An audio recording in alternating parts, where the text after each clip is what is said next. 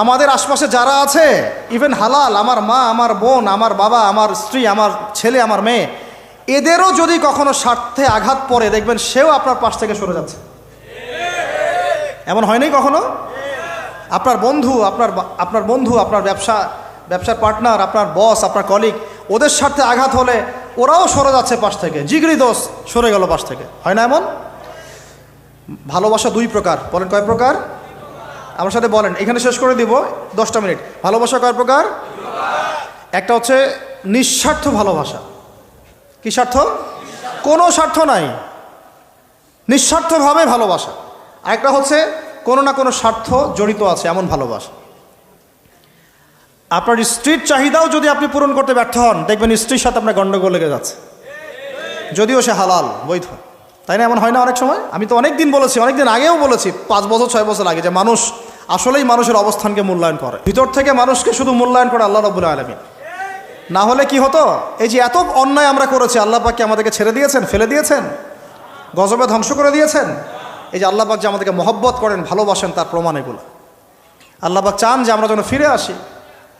আল্লাহ পাক বলছেন, সারা দুনিয়ার সমান গুনাহও যদি সে করে ফেলে, আসমানের সমানও গুনাহ করে ফেলে, খালি তওবা করে ফিরে আল্লাহকে বলবে, আস্তাগফিরুল্লাহাল্লাযী লা ইলাহা ইল্লা হুয়াল হাইয়ুল কাইয়্যুম ওয়া আতুবু ইলাইহি। আল্লাহ পাক বলছেন, খালেস তওবা করলে গুনাহ তো মাফ করে দিবই, আগের গুনাহগুলোকে নেকি দিয়ে পরিবর্তন করে দিব। এটা ভালোবাসা না? আল্লাহ পাক সৃষ্টি করেছেন আমাদেরকে ভালোবেসে। কোরআন খোলেন, সূরা সদ পড়েন, সূরা সদের মধ্যে দেখবেন আল্লাহ বলছেন, খালাকতু বিয়াদি মা মানাআকা আল্লা তাসজুদা খালাকতু বিয়াদাই, মানে তুমি ইবলিস কেন তাকে সেজদা করলা না যাকে আমি নিজ হাতে সৃষ্টি করেছি। এটা মহব্বতের বহিঃপ্রকাশ না? আল্লাহ আমাদেরকে নিজ হাতে সৃষ্টি করেছেন। আল্লাহ পাকের হাত কেমন এটা আমরা ব্যাখ্যা করতে যাব না, এর হাতের অর্থ কি সেটাও ব্যাখ্যা করার, তাওয়িল করার দরকার নাই। কোরআনে আসছে যেভাবে সেভাবে আমরা ঈমান রাখবো, ঠিক আছে ভাই? এখানে আবার অনেক তালগোল পাকায় ফেলে এবং বিভ্রান্ত হয়ে যায়, এদিকে যাওয়ার দরকার নাই। এখানে বোঝানো হচ্ছে আল্লাহ রাব্বুল আলামিন আমাদেরকে মহব্বত করে সৃষ্টি করেছে। এই পুরো সৃষ্টি জগৎটাই তো আল্লাহর মহব্বতের বহিঃপ্রকাশ। সব কিছু এত নিপুণভাবে চলতেছে, এটা মহব্বতের বহিঃপ্রকাশ না? আমি আপনাদেরকে নিয়ে যদি কোনোদিন কক্সবাজারের সৈকতে তারা দেখাতে পারতাম, তাহলে আমি বুঝাইতে পারতাম আপনাদেরকে যে এই মহাবিশ্বটা ঠিকই আছে কীভাবে। তারার মধ্যে একটা গাণিতিক ক্যালকুলেশন আছে যেটা সবাই জানে না। যারা একটু অ্যাস্ট্রোনমি নিয়ে পড়াশোনা করেছে তারা জানে। আপনার মানে মাথার বিবেকই উল্টায় যাবে যে এত সূক্ষ্মভাবে কিভাবে আল্লাহ রাব্বুল আলামিন এই মহাবিশ্ব সৃষ্টি করলেন। এক চুল এদিক ওদিক হলে পুরো বিশ্ব কায়নাত ধ্বংস হয়ে যাইত। এটা কি আল্লাহ পাকের মহব্বতের বহিঃপ্রকাশ না? আল্লাহ পাক তো বরং বলেছেন পুরো সৃষ্টি পরিবারটাই আল্লাহর পরিবারের অন্তর্ভুক্ত। সুবহানাল্লাহ। এমনকি আল্লাহ পাক আমাদেরকে বলেছেন, তোমরা জমিনবাসীর সবার উপর রহম করো, ইরহামু মান ফিল আরদ ইয়ারহামুকুম মান ফিস সামা। তোমরা সবার উপর রহম করো, দয়া করো। দয়া রহম এটা তো মহব্বতের একটা অংশ। তোমরা সবার উপর দয়া করো, রহম করো, মহব্বত করো। এটা কি হবে? তাহলে আল্লাহ পাক আসমানে যিনি আছেন, আল্লাহ পাক তোমাদের উপর রহম করবে ইনশাআল্লাহ। তা আমরা সেই মহান সত্তার ভালোবাসার থেকে বের হয়ে হারাম এই যৌন ভালোবাসার দিকে যাওয়ার চেষ্টা করেছি।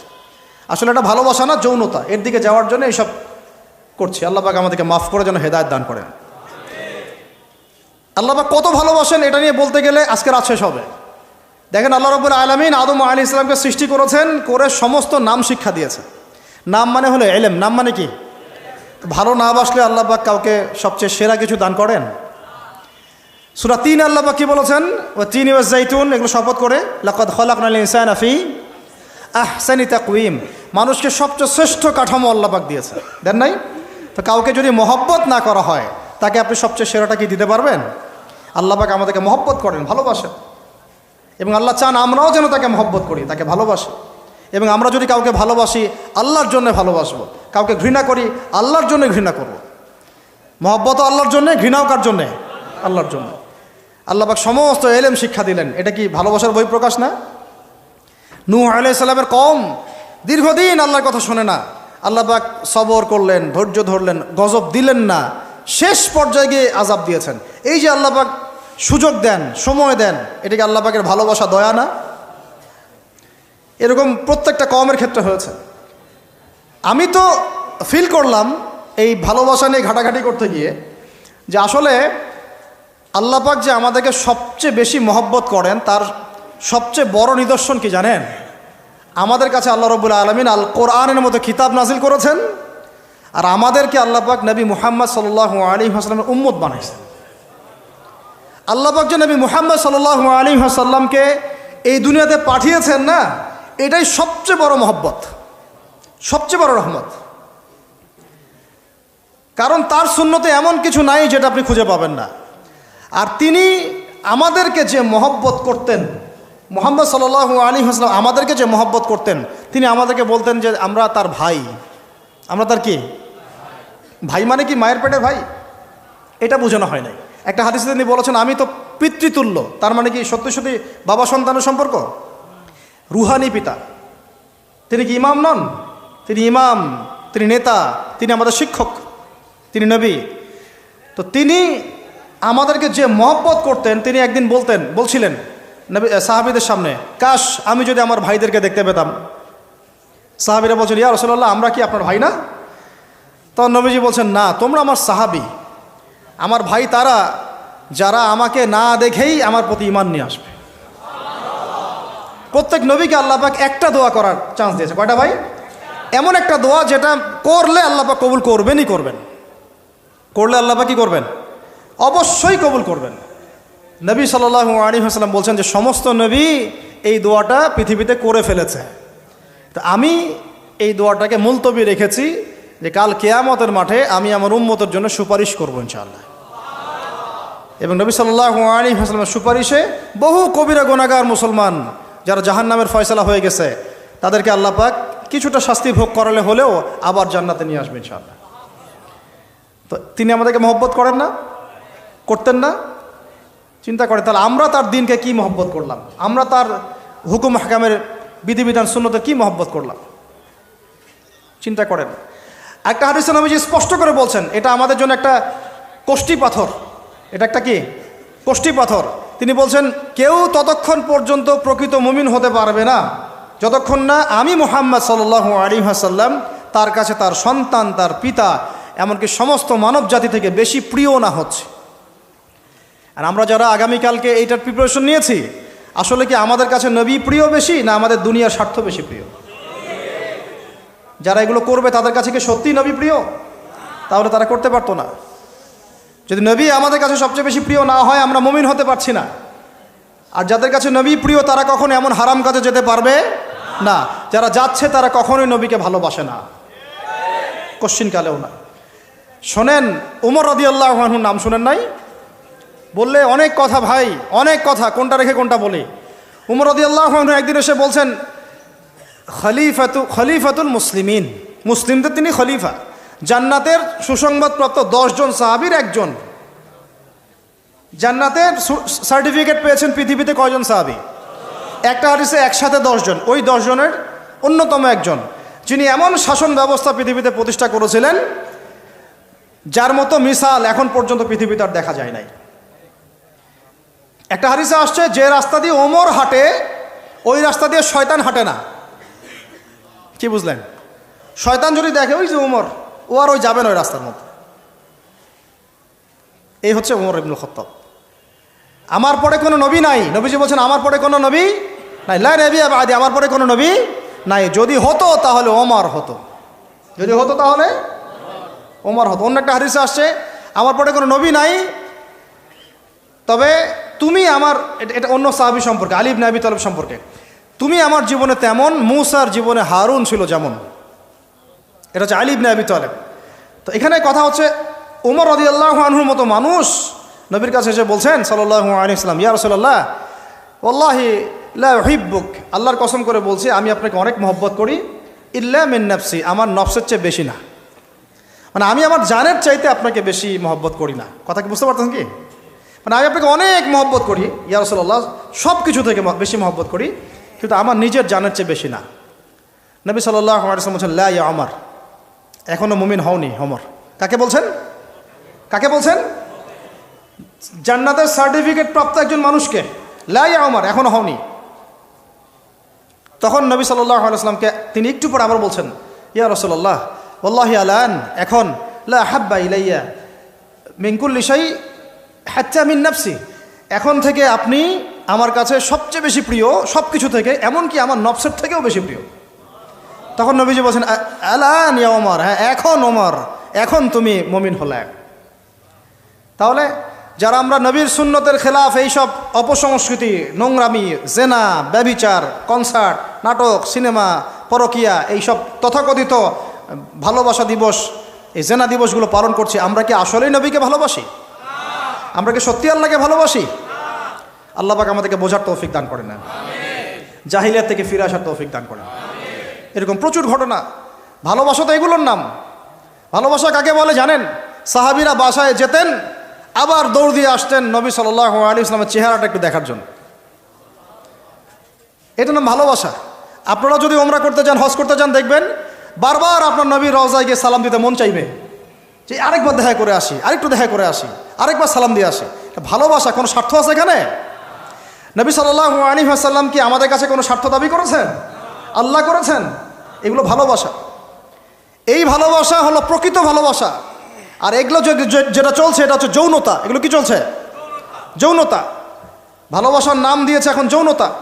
এগুলো ভালোবাসা না, এগুলো পাশবিকতা, প্রবৃত্তির দাসত্ব। প্রবৃত্তি মানে মন যা চাই তাই করতে চাচ্ছেন।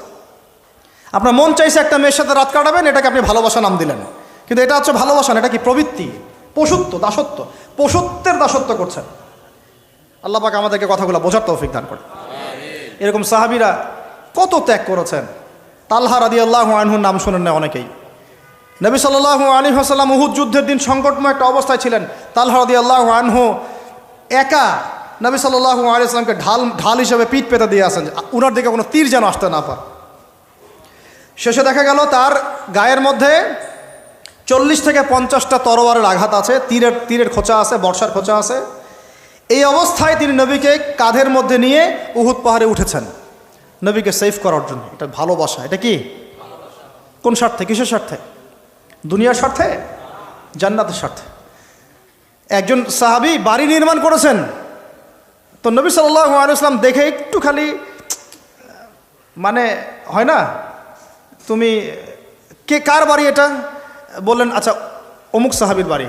নবীজি একটু ভ্রু কুঞ্চিত করলেন, পছন্দ করলেন না, কিছু মুখে বলেন নাই, মুখে কিছু বলেন নাই, খালি একটু অসন্তুষ্ট হয়েছেন, এক্সপ্রেশন দেখতে বোঝা যাচ্ছে। তখন ওই সাহাবীকে জানানো হলো, তোমার বাসার সামন দিয়ে তো আল্লাহ নবী সেদিন হেঁটে গেলেন, তারপরে আমার বাসা দেখে, তোমার বাসা দেখে আল্লাহ নবী সাল্লাল্লাহু আলাইহি ওয়াসাল্লাম একটু অসন্তুষ্টি প্রকাশ করেছিলেন, মুখে কিছু বলেন নাই, এক্সপ্রেশন ছিল একটু অসন্তুষ্টিমূলক। 3 দিনের মধ্যে সেই বাড়ি ভেঙে গুড়িয়ে দিয়েছে। যেই বাসা দেখে আল্লাহ নবী সন্তুষ্ট হন, আমি বাসা রাখবই না। ভালোবাসা কিসের জন্যে? কার জন্যে? কার স্বার্থে বলেন? আল্লাহর জন্যে, জান্নাতের জন্যে, আল্লাহর স্বার্থে, আল্লাহর জন্যে। কতগুলো বলে শেষ করবো আপনাদেরকে। সাদ বিন আবি ওয়াক্কাস রাদিয়াল্লাহু আনহু উহুদ যুদ্ধদিন এইরকম করে তীর নিক্ষেপ করছেন। আল্লাহ নবী বলছেন, ইয়া সাদ, হে সাদ, তীর ছুড়ো, তোমার জন্য আমার পিতামাতা কুরবান হোক। আশপাশে 9 জন ছিল, তার মধ্যে একজন করে শহীদ হতে শেষে 2 জন বেঁচে থাকলো, সাদ বিন আবি ওয়াক্কাস, তালহা বিন ওবাইদুল্লাহ রাদিয়াল্লাহু আনহু। এগুলো তারা কেন করেছেন? ভালোবাসার জন্যে। ভালোবাসা এগুলোর নাম। কতগুলো বললে শেষ করবো আপনাদেরকে বলেন। নবী সাল্লাল্লাহু আলাইহি ওয়াসাল্লামের কাছে একজন সাহাবী আসেন ইসলাম কবুল করতে এসে হাতের মধ্যে কিছু বালা আংটি থাকে না, এগুলো ছিল, এগুলো খুলে ফেলে দিয়েছেন নবী সাল্লাল্লাহু আলাইহি ওয়াসাল্লাম, খুলে ফেলে দিয়েছেন। তো একটা খুব দামি সোনার আংটি ছিল, ফেলে দেওয়ার পরে অনেকে বলছে তুমি তো এখন মুসলিম হয়েছো, ইসলাম কবুল করেছো, তো আচ্ছা ঠিক আছে, ওইটা না হয় নবীজি পড়তে নিষেধ করেছেন, তুমি ওইটা নিয়ে বিক্রি করে দাও, বিক্রি করে না হয় ওই টাকা দিয়ে অন্য কিছু করো। উনি বলছেন কখনো না, আমার হাত থেকে আল্লাহ নবী খুলে একটা জিনিস ফেলে দিয়েছেন, আমি সেটা আবার নিতে যাব? কিসের জন্য এগুলা? এটা ভালোবাসা, মুহাব্বত। আল্লাহ পাক এটাই কোরআনে বলছেন যে কুল, হে নবী আপনি বলে দিন, ইন কুনতুম তুহিব্বুন আল্লাহ, তোমরা যদি আল্লাহকে মহব্বত করেই থাকো, আল্লাহকে সত্যিকার অর্থে ভালোবেসেই থাকো, ভালোবাসার দাবি করেই থাকো, ফাত্তাবিউনি, তাহলে নবীর আনুগত্য করো, ইউহিব্বুকুমুল্লাহ, তখন আল্লাহ তোমাদেরকে ভালোবাসবেন, ওয়া ইয়াগফির লাকুম যুনুবাকুম, তোমাদের সব গুনাহ আল্লাহ মাফ করে দিবেন, আল্লাহু গফুরুর রহিম। এই হলো ভালোবাসা। ভালোবাসা মানে কি? ভালোবাসা মানে হচ্ছে আসসামু ওয়া তাআ, আমি নবী এবং আল্লাহ এবং তার রাসূলের কথা শুনবো এবং আনুগত্য করব, শুনবো এবং এর নাম ভালোবাসা। শুনবো, আনুগত্য করব, তাহলে আমরা কি শুনবো, কি আনুগত্য করব? আমাদেরকে প্রথমে কোরআন পড়তে হবে, কোরআনের অনুবাদ জানতে হবে, কোরআন অনুযায়ী জীবন করতে হবে, 5 ওয়াক্ত নামাজ পড়বো ইনশাল্লাহ, হালাল খাবো, জাকাত দিব, রমজানে সওম রাখবো, নবীর সুন্নাহ অনুযায়ী জীবনযাপন করব এবং সুন্নাহ বিরোধী, কোরআন বিরোধী, ইসলাম বিরোধী কোনো কাজে আমি লিপ্ত হব না। এই তো ভালোবাসা। এই ভালোবাসা যদি বহিঃপ্রকাশ ঘটাতে আমরা ব্যর্থ হই, নিজেও ধ্বংস হব, পরিবারও ধ্বংস হবে, আমাদের পরের প্রজন্মও ধ্বংস হবে, সমাজও ধ্বংস হয়ে যাবে। আমরা নবী সাল্লাল্লাহু আলাইহি ওয়াসাল্লামের শেখানো রাস্তার বাইরে যাব না ইনশাআল্লাহ। আমরা আল্লাহ রাব্বুল আলামিনের মহব্বত শুধু মুখে দাবি করব এমন না, কাজে প্রমাণ করব ইনশাআল্লাহ। আমরা তার রাসূলের মহব্বত শুধু মুখে দাবি করব না, কাজে প্রমাণ করব ইনশাআল্লাহ। আল্লাহ এবং তার রাসূলের বিরোধী কোনো কাজে আমি কোনোদিনও লিপ্ত হব না ইনশাআল্লাহ। আমাদের ইয়াংদের মূল প্রবলেম এটা, একটা সামনে কিছু দেখলেই দৌড় দেওয়া শুরু করো, আর দাঁড়াও রে ভাই, দেখো এটা কার, কোত্থেকে আসছে, এর সাথে আমাদের কোনো সম্পর্ক আছে কিনা, এটা আমাদের সংস্কৃতি কিনা, এটা করলে আল্লাহ আবার আমাকে ধরবে কিনা, রাসূল আবার আমার উপর রাগ হবে কিনা কিয়ামতের মাঠে, আমার আমল নামে আবার গোনা জমাবে কিনা, এগুলো হিসাব আমি কেমন করে দিব, এই চিন্তা করতে হবে না? তুমি তো ভাই মুসলিম পরিবারের যুবক, মুসলিম পরিবারের যুবতী, তোমাদের দ্বারা তো এটা আশা করা যায় না। অন্যরা করুক, সেটা না হয় আলাদা বিষয়, আমরা ওগুলো দেখতেও চাই না কে কী করে। 1993-তে এটা বাংলাদেশে আসে, আবার বাংলাদেশে আবার ডাবল জাহেলিয়াত আসছে, কীরকম, যেটা আবার অন্য কান্ট্রিতে আসে নাই। বাংলাদেশে এই দিনে আবার আরও একটা দিবস একসাথে, ওটার নাম পহেলা ফাল্গুন। কি নাম বলেন? এই দুইটা মিলে এখন উদযাপন হবে কালকে থেকে। তো এই উদযাপন করতে আপনাদের সাগর পারে সব ভিড় জমায় ফেলছে, হোটেল সব বুকড, 3 গুণ 4 গুণ ভাড়া। মাশাআল্লাহ, আপনারাও তো যারা হোটেল মালিক আছেন এই সুযোগ লুফে নিচ্ছেন। হ্যাঁ, ব্যবসা বেশি হবে, তারপরে খাওয়া দাওয়ার হোটেলের প্রাইস বেশি হবে। শোনেন, একটা হারামকে কেন্দ্র করে যা কিছু অর্জন করবেন সব হারাম। একটা হারামকে কেন্দ্র করে যা কিছু অর্জন করবেন আপনি সবই হারাম। বরং এখন আপনার বলা উচিত ছিল, ইমানদার হলে, আমার হোটেল আজকে বন্ধ, আমি এই দিবস উপলক্ষে ভাড়া দিই না। সাগরের সামনে তারা এগুলো করতেছে, সাগরের এক একটা ঢেউ এটা সাক্ষী থাকতেছে। এই সাগরের এক একটা ঢেউ, যে ঢেউ আল্লাহর হুকুমে আসে, আল্লাহর হুকুমে চলে। আপনি ইমানদার মানুষ, আল্লাহর বান্দা, আল্লাহর মুমিন বান্দা, আপনার জন্য আল্লাহ সাগরের তলদেশে অসংখ্য নিয়ামত রিজিক দিয়ে দিয়েছেন, আমাদের জন্য দিয়েছেন, ওকে আমাদের অনুগত করে দিয়েছেন। দাঁড়ান আপনি তার সামনে, ও বিনয়ের সাথে আপনার পা ধুয়ে দিবে। সাগর বিনয়ের সাথে আপনার কি করবে? পা ধুয়ে দিবে। আর এই সাগরকে আল্লাহ যদি কোনোদিন বলেন এইখানে এরকম এই অশ্লীলতা হয়েছে, বেহায়াপনা হয়েছে, জেনা হয়েছে, ব্যভিচার হয়েছে, সমকামিতা হয়েছে, এই সাগর তুমি এই সমস্ত এলাকাবাসীকে ধ্বংস করে দাও, কি করবেন সেদিন? ঠেকাতে পারবেন? আমি কাউকে সন্তুষ্ট করার জন্য কথা বলছি না, আর কারো অসন্তুষ্টির পরও আমি করছি না। যেটা হক সেটা আমাকে বলতে হবে, কারণ যদি আমি না বলি ওই গজব আসলে আমি সদ্য ধ্বংস হয়ে যাব। আল্লাহ পাক চাইলে এক দিনের মধ্যে এমন সুনামি দিতে পারেন, পুরা কক্সবাজার কেন বাংলাদেশ পানির তলে চলে যেতে পারে। এই জায়গাকে বেছে নিছে এই জেনা দিবস পালন করার জন্য। চিন্তা করেন কার ক্যারেক্টার, কার আদর্শ এটা ফলো করতেছে। আল্লাহ পাক কোরআনে বলেছেন, লাকাদ কানা লাকুম ফি রাসূলিল্লাহি উসওয়াতুন হাসানা, তোমাদের মধ্যে আল্লাহর নবী মুহাম্মদ সাল্লাল্লাহু আলাইহি ওয়াসাল্লামের মধ্যেই আছে সর্বোত্তম আদর্শ। আর এই দিবস পালনের মধ্য দিয়ে আপনারা ওই সেন্ট ভ্যালেন্টাইন্স ওর আদর্শ ফলো করতেছে। বলি নাউযুবিল্লাহ। হাদিসে নবীজি বলছেন, আল মারউ মা'a মান আহাব, যে যাকে ভালোবাসবে। অন্য হাদিসে আসছে যে কম যার সাদৃশ্য অনুসরণ করবে তার সাথেই তার হাসর হবে। তাহলে আপনারা তার সাথে হাসরের প্রিপারেশন নিতে থাকেন। কার সাথে হাসর করতে চান চিন্তা করা যায়। আনাস রাদিয়াল্লাহু আনহু বলতেন যে আমি আল্লাহর নবীকে ভালোবাসি, আমি আবু বকরকে ভালোবাসি, আমি ওমরকে ভালোবাসি রাদিয়াল্লাহু আনহুম আজমাইন। যদিও আমার আমল তাদের মতো নয়, তারপরে আমি আশা করি এই ভালোবাসার খাতিরে আল্লাহ তাদের সাথে আমাকে হাসর করাবেন। চিন্তা করা যায়। আজকে একটা হাদিস পড়ছিলাম যে কিয়ামতের মাঠে শহীদরা পর্যন্ত ঈর্ষান্বিত হবে, নবীরা ঈর্ষান্বিত হবে একদল মানুষকে দেখে, যে আল্লাহ পাক তাদেরকে নূর দিবেন, চেহারা আলোকিত হয়ে থাকবে। তারা শহীদ হয় নাই, তারা নবীও ছিল না, বরং তারা তাদেরকে দেখে ঈর্ষান্বিত হবে। আল্লাহ পাক বলবেন, এরা আমার সেই সব বান্দা যারা একে অপরকে মহব্বত করত শুধু আমার সন্তুষ্টির জন্যে। আর আমরা জেনাকে মহব্বত নাম দিয়েছে। এখন আমি এই জায়গাটা থেকে একটু ভিতরে যাই। দেখেন, এই 1993 সালে এটা চালু হওয়ার পর থেকে কি হলো, আসলে হলোটা কি দেখেন। হলো মানে কি, একটু মনোযোগ দাও আমার দিকে তোমরা ইয়াংরা। যখন এটা লাইসেন্স পেয়ে গেল, পৃষ্ঠপোষকতা পাচ্ছে, তখন আসলে হচ্ছেটা কি? একটা জিনিস লাইসেন্স ছিল না, পৃষ্ঠপোষকতা ছিল না, মানুষ অল্প কিছু মানুষ করতো, সেটা আলাদা বিষয়। আর যখন একটা বিষয়ে মানে আপনি ঢাকঢোল পিটায়ে উদযাপন করতেছেন, তখন এটা একটা কি পেয়ে যায়, একটা আনুষ্ঠানিকতা পেয়ে যায়, একটা লিগালাইজড হয়ে যায় জিনিসটা। মনে হয় যে ওটাই মনে হয় করণীয়, ওটা যারা করছে না ওরাই মনে হয় ব্যাকডেটেড, এমন হয়ে যায় বিষয়টা। হলো কি তারপরে হলো ছেলে মেয়েদের ফ্রি একটা মিক্সিং শুরু হয়ে গেল। ছেলে মেয়ে মানে আল্লাহ পাক যে বলেছেন যে তোমরা দৃষ্টি নিচু করো, এটা যে কোরআনে আছে যে একটা গায়রে মাহরামের দিকে চোখ পড়লে যদি খারাপ চিন্তা চলে আসে চোখটা কি করো, নিচু করো, ছেলে হোক মেয়ে হোক। এই আয়াত কোরআনেই পড়ে থাকলো, চক্ষু নিচু করো তো দূরের কথা, চোখে চোখ রেখে এখন কিস করতেছে মনে করেন বিষয়টা, তাই না? কথা কি বুঝতে পারেন? আল্লাহ পাক কোরআনে বলছেন, আমি শর্ট করে বলতেছি যেন আপনাদের টাইমটাও মানে একটা ফ্যাক্ট, আপনারা বাসায় গিয়ে পড়ে দেখবেন। আল্লাহ পাক কোরআনে বলেছেন ওয়ালা তাকরাবা হাযিহিশ শাজারা, একটু বোঝার চেষ্টা করেন। এই কথাটা আল্লাহ পাক বলেছেন আমাদের পিতা এবং মাতাকে, আদম আলাইহিস সালাম এবং হাওয়া আলাইহিস সালামকে। দেখো তোমরা জান্নাতের সব জায়গায় ঘোরো, খাও, কোনো সমস্যা নাই।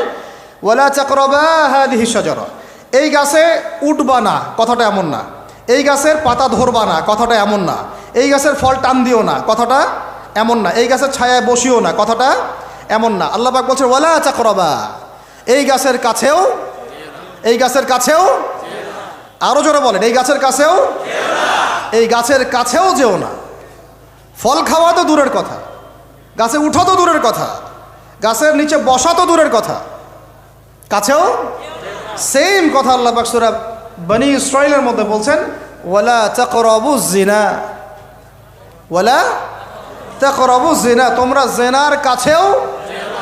বলা হয় নাই যে তুমি দেখা সাক্ষাৎ করো না, ভ্যালেন্টাইন্স ডে পালন করো না তথাকথিত, তুমি ওর হাত ধরো না, তুমি ওর দিকে খারাপ নজরে তাকিও না, তুমি ওকে কিস করো না, তুমি সব করো কিন্তু মানে বিশেষ কাজটা করো না, তার সাথে অন্তরঙ্গ মিলিত হয়েও না, এগুলো বলা হয়নি। কি বলা হচ্ছে? ওর কাছেও। আর আমরা এখন কাছে যেও না আল্লাহ কোরআনে বলেছেন, আর সমাজ বলতেছে এটাই হলো কাছে আসার গল্প। এটা কি কাছে আসার? তাহলে কোরআন একদিকে যাচ্ছে, সুন্নাহ একদিকে যাচ্ছে, আপনার ইসলাম একদিকে যাচ্ছে, আল্লাহ একদিকে, রাসূল একদিকে, সমাজ। তাহলে নিঃসন্দেহে এই সমাজের উপর আল্লাহর বরকত নাজিল হবে, আল্লাহর রহমত আসবে। এটা বোঝার চেষ্টা করেন। এরপরে কি হলো 93 পর থেকে ফ্রি মিক্সিং বেড়ে গেল। এখন দিবস পালন, আপনি তো পরিবারের পিতামাতাও মেনে নিচ্ছে যে আরে এটা তো ছেলেমেয়েরা এখন করেই, সমস্যা কি? ফ্রি মিক্সিং বেড়ে গেল। ফ্রি মিক্সিং বাড়া মানেই জেনা বাড়া। এখন অবৈধ সম্পর্ক বেড়ে গেল, কেউ এটাকে জেনা মনেই করবে না। জেনা হয়ে গেল সহজ, একদম সহজ। যেই জেনার কারণে সমাজে এমন মহামারী নেমে আসে, এমন রোগ নেমে আসে যেটা আগে কখনো ছিল না। কে টিকতে পারছে? ফেরাউন টিকতে পারছে? নমরুদ টিকতে পারছে? কে টিকতে পারছে পৃথিবীতে? আদ জাতি, সামুদ জাতি, কওমে নূহ, কওমে শুআয়ব, কে টিকতে পারছে? এখনকার নব্য যারা ফেরাউন, নব্য নমরুদ, নব্য আবু জাহেল, এরাও টিকতে পারবে? কোশ্চিনকালেও না। দেখেন তারপরে ফ্রি মিক্সিং বেড়ে গেল, প্রেমিক প্রেমিকা কপতি যুগল বিনিময়, যুগলবন্দি হচ্ছে। তারপরে জেনা বেড়ে গেল, পরকীয়াও বেড়ে গেল। জেনাও বেড়ে গেল, পরকীয়াও বেড়ে গেল। অথচ কোরআন বলছে জেনা করলে কোরআনের শাস্তি হচ্ছে 100 বেত্রাঘাত দিতে হবে। কতটা? আর ওইটা আপনি দিবস পালন করতেছেন এখন। আল্লাহ বলছেন এটা করলে 100 বেত্রাঘাত, আর 1 বছরের জন্যে ওই এলাকা থেকে নির্বাসন। এটা কোরআন বলছে, সূরা নূরের আয়াত 2 নম্বর 3 নম্বর আয়াত। এটা বলছে কোরআন, কথা বলছে এটা। আর সমাজ বলতেছে আসো কাছে আসার গল্প, আরও জেনা করো। আল্লাহ বলছেন কাছেও যেও না, আমি বলছি এটাই কাছে আসার গল্প। এরপরে বাড়লো পরকীয়া, এর সাথে আরও বিভিন্ন সিরিয়াল, হিন্দি সিরিয়াল, এইটা স্টার জলসা, জি বাংলা দেখে দেখে আমাদের একদম মাথাটা খারাপ হয়ে গেল আর কি। বাসায় বউ, বাইরে আরও 3-4টা, বাসায় স্বামী, বাইরে 3-4টা। এই সমস্যাটা রেয়ার না, অনেক বেশি ঘরে ঘরে ঢুকছে এটা এখন। এই হলো আমাদের অবস্থান। এরপরে আমরা দাবি করতেছি আমরা মুসলমান, আমরা মানে মরার সাথে সাথেই জান্নাতে চলে যাবো, নাউযুবিল্লাহ। চিন্তা করা যায়? আমরা দাবি করতেছি আমরা মুহাম্মদ সাল্লাল্লাহু আলাইহি ওয়াসাল্লামের উম্মত, আমরা তার হাতে হাউজে কাউসারও চাই, তার সুপারিশও মানে প্রত্যাশা করি, আর পুরো জীবনটা উপর থেকে নিচ পর্যন্ত তার বিরুদ্ধাচরণ করে চালাচ্ছে। এটা আমাদের দেশে 1993 থেকে শুরু হলো। ভালোবাসা মানে কি? স্বার্থ ত্যাগ করে তার স্বার্থ দেখা, তাই না? সম্মান। ভালোবাসার ডেফিনেশন কি? ভালোবাসা মানে কি? আমি আমার ওয়াইফকে ভালোবাসি, তার মানে কি আমি তার ইজ্জতের জিম্মাদার, তার দিকে চোখ তুলে কেউ খারাপ চোখে তাকাতে পারবে না। ভালোবাসি আমি তাকে, সে আমার, আমি তাকে অন্যের সামনে শো করতে পারবো না, সে আমার। ভালোবাসা মানে আমি তাকে বিশ্বাস করি, আমি তাকে কি করি? বিশ্বাস করি, তার প্রতি আমার আত্মবিশ্বাস আছে, কনফিডেন্স আছে। ভালোবাসা মানে আমি তাকে সম্মান করি, আমি তার সম্মান বুঝবো। এরা ভালোবাসা সংজ্ঞা দিল, ভালোবাসা মানে হলো যৌনতা। ভালোবাসা মানে জাস্ট সেক্সুয়াল রিলেশনশিপ, আর কিচ্ছু না। এরা যদি একে অপরকে সত্যি ভালোবেসে থাকে, তাহলে আগামীকাল এদেরকে বলেন যে জেনা মুক্তভাবে বিয়ে করে ফেলো দেখি। এদের মধ্যে 80% এটা করবে না। কারণ তাহলে ভালো যদি এতই বাসো, তা হাতটা ধরিও না তুমি। আল্লাহ পাক হাত ধরতে নিষেধ করছেন। তুমি পরিবারের মাধ্যমে প্রস্তাব পাঠাও, মোহর ফিক্স করো, করে বিয়ে করো। ভালোবাসো যদি, তাহলে তাকে নিয়ে সন্তুষ্ট থাকো, তার সম্মানবোধ রক্ষা করো, তার দায়িত্ব নাও। তার কি নিবা? দায়িত্ব নাও। ভালোবাসার ডেফিনেশন চেঞ্জ করেছে এরা। একটা মেয়েকে ভালো তুমি যদি বেশেই থাকো ছেলেটাকে, তাহলে তুমি তার সাথে কিভাবে এভাবে হারাম জেনায় লিপ্ত হতে পারলা? তোমার তো বলা উচিত ছিল যে আমি একজন মুসলিম মেয়ে, আমি এসব জেনাতে যাব না। আমাকে যদি আপনি পছন্দ করেই থাকেন, আমার বাবার কাছে প্রস্তাব পাঠান। সিম্পল। এরপর পরিবারের মাধ্যমে আহাদ হবে, তারপরে আমরা আক্ত হবে, সেখানে আমাদের মোহর থাকবে, সাক্ষী থাকবে, আল্লাহর কালিমা সাক্ষী রেখে আমরা বিয়ে করে ফেলব। এইগুলোর মধ্য দিয়ে ভালোবাসার ডেফিনেশন চেঞ্জ করে দেওয়া হলো। ভালোবাসার মানে যেটা ছিল সম্মান, ওটার নাম হয়ে গেল এখন যৌনতা। যৌনতা ছাড়া কোনো কিছুতে তারা এখন বিশ্বাসী না। এই হোটেলে যে যৌনতাগুলো হবে, আপনারা প্রত্যেক মালিকের জিম্মাদার, বহন করতে হবে আপনাদেরকে। ভাবতেছেন আমি তো ভাড়া দিছি, ও কি করে করুক ভিতরে, না, আপনিও দায়ী আছে, হিসাব আপনাকে দেওয়া লাগবে। ও তো দিবেই, আপনাকেও দিতে হবে। যারা এটাকে প্যাট্রোনাইজ করেছে, যে চালু করেছে, ওকে নিয়ে আমি এখন চিন্তিত। এগুলো স্টাডি করতে গিয়ে যখন নামটা আমার মাথায় আসছে, আমার মানে কলিজাটাই কাঁপা শুরু করছে। একটা জিনিস হচ্ছে, আপনি একটা খারাপ কাজ নিজে করেন, মনে করেন নাউজুবিল্লাহ এক ভাই নিজে সুদ খায়, এটা তার ব্যক্তিগত পাপ, ঠিক আছে? এক ভাই ব্যক্তিগতভাবে গান শুনছে, ব্যক্তিগত পাপ। এক ভাই ব্যক্তিগতভাবে হয়তো কেউ নাউজুবিল্লাহ জেনা করেই ফেলছে, এটা তার কি? ব্যক্তিগত পাপ। আল্লাহর কাছে ইস্তেগফার করবে, তওবা করবে, আল্লাহ চাইলে মাফ করে দিবেন, পাপ গোপন করে দিবেন ইনশাআল্লাহ, তাই তো? এটা একটা সুরত। একটা সুরত কি?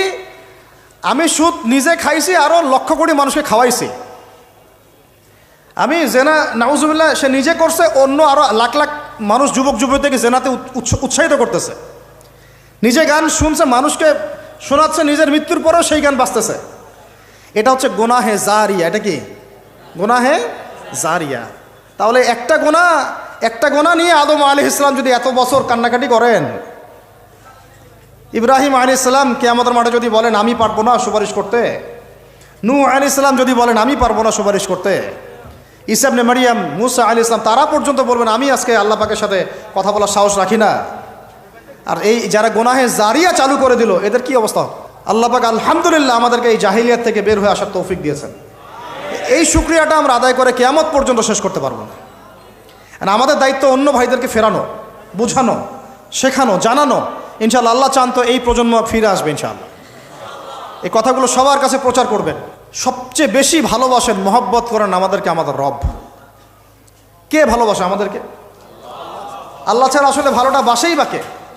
আমরা যে পবিত্র সম্পর্কের কথাও বললাম, এই যে স্বামী স্ত্রীর সম্পর্ক, স্বামী স্ত্রীর মধ্যে মহব্বত, পবিত্র সম্পর্ক, এটা হালাল, বৈধ।